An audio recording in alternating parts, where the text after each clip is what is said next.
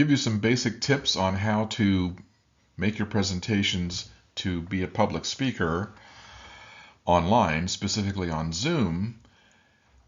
I'm doing this for a number of reasons. One, I have not found anything in this textbook or in other textbooks that I like when it comes to giving you information on how to speak online, how to deliver a presentation online.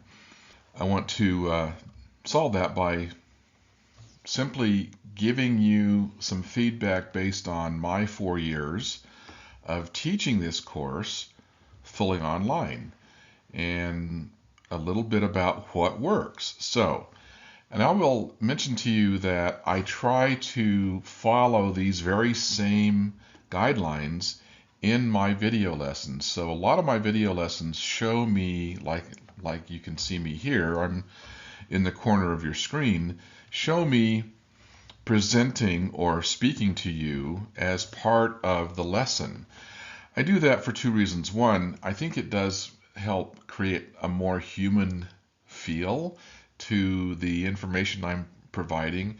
And 2, I want to provide you as much as possible an example on how you can do your own presentations when the time comes. And so here I'm going to give you essentially 4 basic tactics to follow to improve your presentations on Zoom. First of all, and I can't tell you how important this is. Actually, I can tell you. I'm about to tell you. It's very important.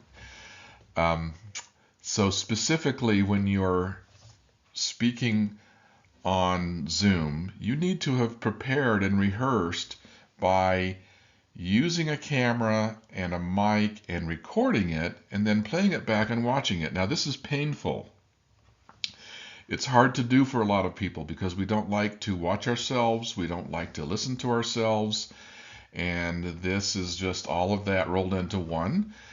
On the other hand, it's just how it has to be. If you want to get better at making a presentation on Zoom, you need to see yourself in addition to others and practice and be aware of things that you can do to improve. And one of the best ways to do that is to watch yourself.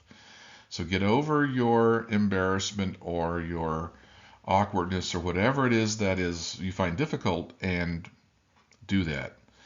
Be aware of what's showing in your background. I am aware of it. Now, I intentionally put my desk in my background. My desk is my workplace, and it shows kind of a bit of me. And I don't want it to be a distraction, but I want it to help tell a story about who I am. And so I have pictures of my wife and my puppy and my books and that kind of thing. Just think about what you're showing in your background. Now, I understand that a lot of you don't do a lot of Zooming, and you may be doing it from your bedroom or your kitchen or your laundry room, and you have only so much control over what is behind you. I understand that, and I'm not going to give you a huge reduction in score, but just be aware of it and act accordingly. These last 3 actually are really important. So on Zoom, all the attention is essentially on your face. If you're standing in front of a bunch of people, you're visible to them, head to foot. And so you might be walking around. You're using hand gestures more freely. You might use body language in a different way.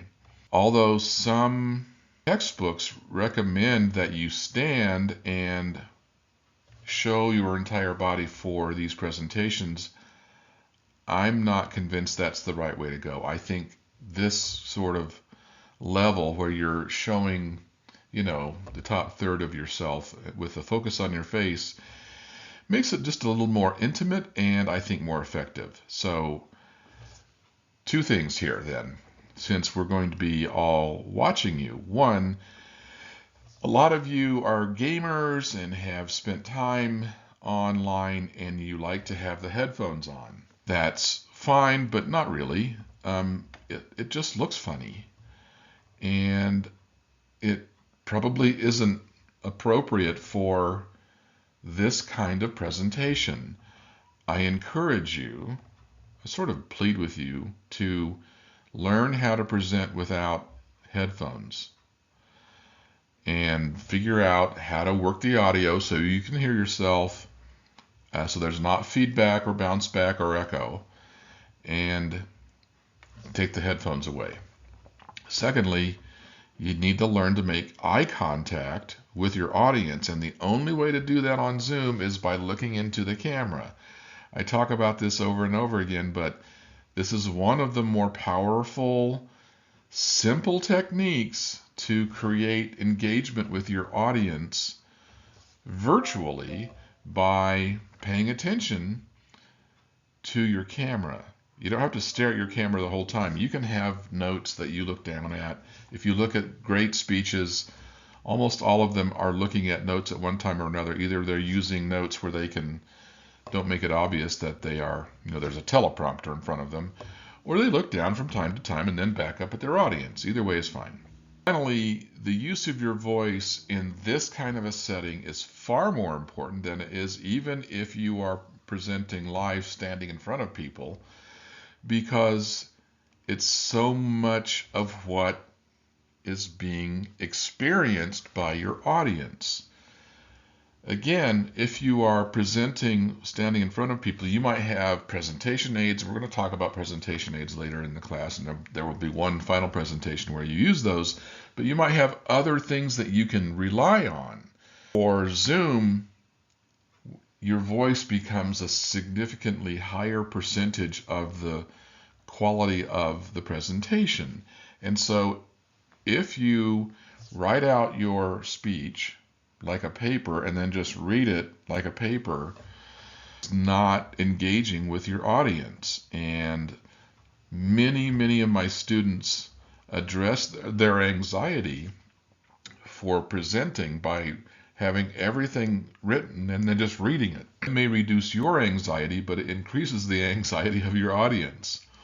We want to engage with you, even want to have a feel of being with you and engaging with you. And the way to do that is eye contact, delivering your content confidently, and using your voice in a conversational way. There are more lessons about this to come, to make your presentation more engaging to your, don't forget, your human audience. You may be sitting in front of a camera, but there are 7 or 8 students engaging with you. And I know that when you look down at your screen, you're seeing that Brady Bunch box, and it feels a little bit artificial.